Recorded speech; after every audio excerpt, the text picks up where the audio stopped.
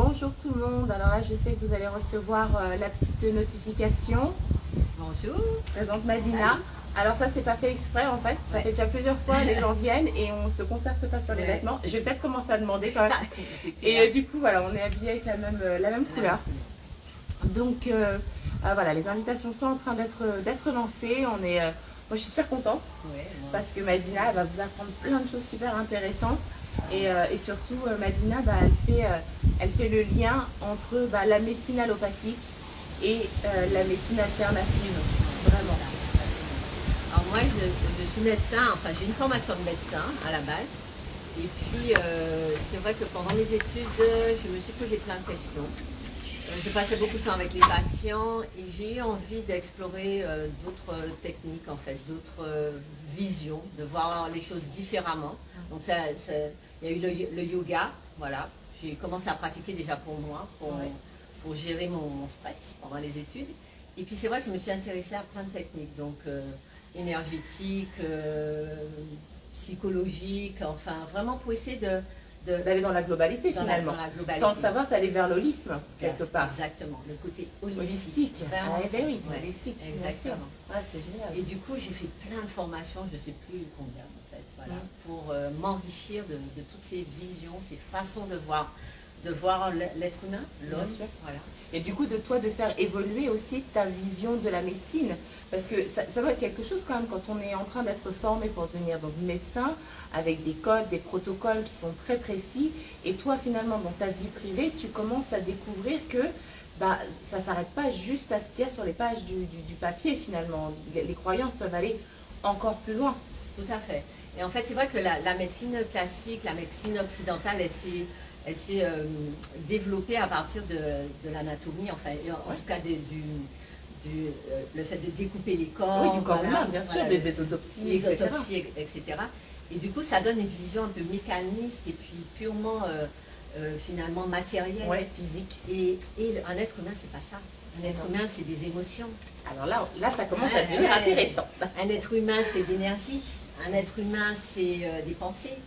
Donc il y a tout ça qui, je pense, quand on veut prendre soin de quelqu'un, ou accompagner quelqu'un, il faut avoir ça en tête. Il faut prendre la personne dans sa globalité, ou en tout cas l'accompagner pour aller vers un parcours qui est beaucoup plus enveloppant et beaucoup plus global finalement. Et oui, on ne s'arrête pas juste à la surface. Du coup, dans toutes les méthodes que tu as apprises, mis à part le yoga évidemment qui a pris une place très importante tout de suite dans ta vie, très clairement, mais quelle a été finalement la première méthode que tu as commencé à appliquer et pour laquelle tu as trouvé du résultat? Alors déjà pour toi, peut-être dans un premier temps personnellement, parce qu'on fait quand même un travail sur soi en même temps qu'on apprend ces choses-là. Quand tu es thérapeute, tu es obligé de faire travailler sur soi. Souvent, voilà, ça se fait presque spontanément. Oui, bien sûr. Et du coup, moi, c'était l'hypnose. Mais oui, parce qu'en fait, je travaillais aux urgences, c'était très dur à Bastia. Et j'ai eu besoin de débloquer quelque chose. D'aller chercher une bouffée d'air frais aussi. Et j'ai rencontré un hypnothérapeute et en une séance, j'avais réglé le problème en fait. Et là, je me suis dit, il y a vraiment quelque chose. Donc du coup, je suis allée creuser du côté de l'hypnose, voilà, et c'est comme ça. C'est petit à petit. Donc finalement, c'est en allant chercher pour tes besoins personnels que finalement, tu as commencé à découvrir tout un tas de choses. Pour moi ou pour mes proches, tu vois, voilà. Ou bien pour comprendre, si je me retrouvais devant quelqu'un avec une problématique, essayer de me dire, trouver une porte d'entrée. Ça a été ça aussi. Voilà. Du coup, en tant que médecin, tu n'as pas pris ta place tout de suite? En fait, au final, j'ai été interne, j'ai fait des remplacements, mais je ne me suis jamais installée en tant que médecin. Voilà. Tu penses que c'est parce qu'il te manquait quelque chose avant de pouvoir t'installer? Que tu n'avais pas encore peut-être fait le tour encore de la question de ce que tu voulais proposer en tant que médecin et la façon où... Je crois qu'en fait, en étant à l'hôpital, je me suis dit, je n'ai pas envie d'être un médecin qui dépend de la sécu, qui donne des médicaments, Voilà, j'avais pas envie, je voulais faire quelque chose d'autre. Tout en étant très enrichie de tout ce que j'avais vécu. Et puis, j'ai été sauvée par la médecine classique, donc opérée, donc c'était pas, je me disais pas, non, là, ce que j'ai appris, c'est n'importe quoi, voilà, j'en veux plus. Tout à sa place. Tout à sa place, exactement. Et quelque part, toutes ces connaissances que tu as maintenant, techniques, anatomiques et autres, te servent dans le diagnostic. Parce que ça, c'est quelque chose d'intéressant dans la santé. De pouvoir poser un diagnostic. Oui, tout à fait. C'est la base de la guérison, quelque part, non? Tout à fait. Alors c'est vrai que moi je ne pose pas en général le diagnostic non, parce que souvent les gens, voilà, je ne pratique pas, les gens ils ont leur médecin, donc souvent c'est le médecin qui va poser le diagnostic. Mais c'est vrai que moi j'ai une vision globale et je suis, à un moment, si je vois que quelqu'un a besoin d'aller voir un médecin pour telle ou telle raison, tu vas les envoyer, vers eux. Exactement. Ouais. Mais du coup, ça te permet, plus le diagnostic est précis et plus toi, ça te permet aussi de cibler, tu penses, la façon dont tu fais le soin, ou tu ne prends pas ça en compte? Je crois que je ne prends pas ça en compte. Ah, alors du coup, comment ça se passe une séance avec toi? En fait, quand je vois une personne, je m'intéresse beaucoup aux émotions. Énormément aux émotions. Et puis, juste la personne arrive, elle me donne déjà plein d'informations, sa façon de marcher, de parler, son visage. Donc, plus à ce que la personne dégage, voilà, dans ce qu'elle dit, dans ce que, voilà, les propos qu'elle tient, les mots qu'elle utilise, tu vois. Et puis aussi sa façon de bouger. Donc c'est une écoute active, finalement. Une écoute active. Et puis de tout. Tu vois, de tout prendre en compte. De l'être, je dirais presque. C'est un peu sans être ésotérique. Hein. Parce qu'en fait, quand par exemple en médecine chinoise, si tu veux bien qu'on aborde ce sujet-là, on va aller vérifier les pouls. Donc il y a différents niveaux de pouls. Donc quand on va, si vous n'avez jamais fait de médecine chinoise, la personne va aller vérifier vos pouls. Donc il y a plusieurs niveaux de pouls, c'est ça? Exactement, en rapport avec les méridiens, les organes. Donc, il te donne des informations sur la circulation d'énergie dans le corps. On va aller regarder la langue. La langue, oui. On regarde les yeux, le teint. Et puis on s'intéresse. La texture peut-être même de la peau. Oui, de la peau, est-ce qu'elle est sèche, est-ce qu'elle est humide. On s'intéresse à ce que la personne mange, ce qu'elle préfère, ses aversions, ses goûts. Oui, c'est important. Au type d'émotion, parce que parfois chaque personne va être plus sur un versant émotionnel, plus sur la colère ou la tristesse, la peur. Donc on s'intéresse vraiment au mode de vie de la personne. Est-ce qu'elle travaille, enfin vraiment à tout. C'est pour ça que j'ai apprécié l'approche de la médecine chinoise. C'est vraiment ça, on va prendre l'individu dans sa globalité. Donc du coup, il y a deux médecines qui proposent ça. Il y a la médecine ayurvédique aussi, qui fait aussi quelque chose de très complet. D'ailleurs, le yoga, je crois, fait partie de la médecine ayurvédique. C'est une des pratiques de la médecine. Et effectivement, la médecine chinoise.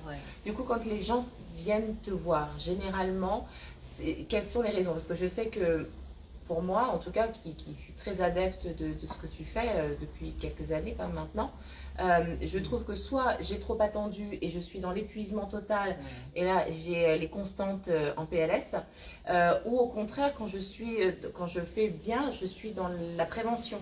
Donc je vais essayer de venir 2-3 fois par an, en sachant que même si ça va bien, ça permet de continuer à rester bien. Mais tu vois, tu as utilisé ce mot, la prévention. Pour moi, c'est vraiment un mot qui est clé en fait. Et qu'on devrait.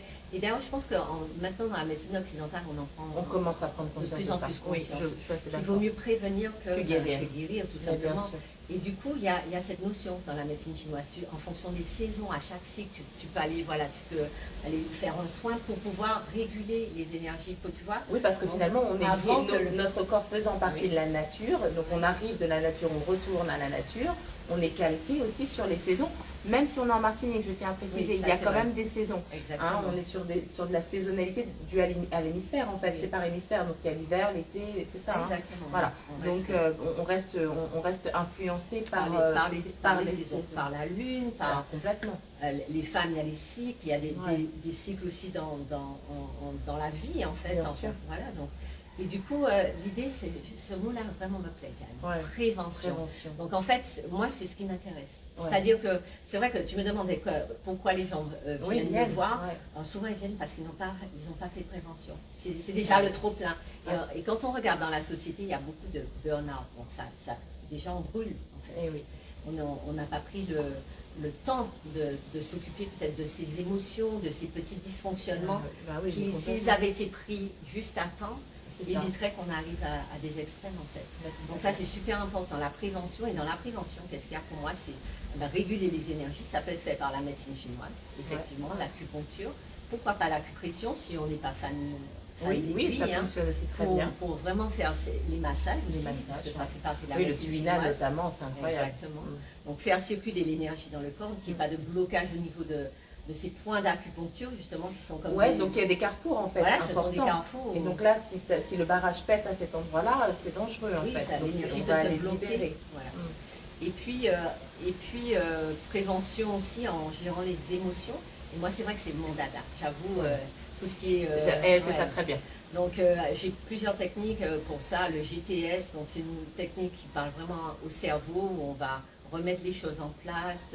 Il y a un peu de dissociation. Alors, c'est vrai que je ne peux pas donner tout plein de détails pour chaque technique. Oui, mais voilà. En gros, c'est ça. On crée une petite dissociation. Donc, ce n'est pas un état d'hypnose totale, mais il y a une petite transe quand même qui doit s'installer.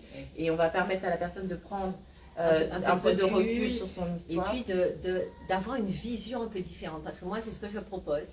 Que ça... Mais oui, ça me parle tellement quand tu dis ça. Exactement.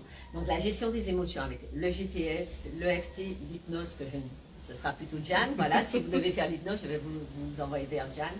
Et puis aussi juste la respiration et puis le fait de prendre soin de son corps. Parce que tout ça, ça permet d'être en conscience et puis de prendre soin de ses émotions. Pour moi, c'est vraiment... C'est la base, les émotions. On est dans un monde émotionnel. Les guerres dans une famille, dans le monde, c'est beaucoup lié aux émotions. Oui, bien sûr. Donc c'est vraiment mon dada, ça.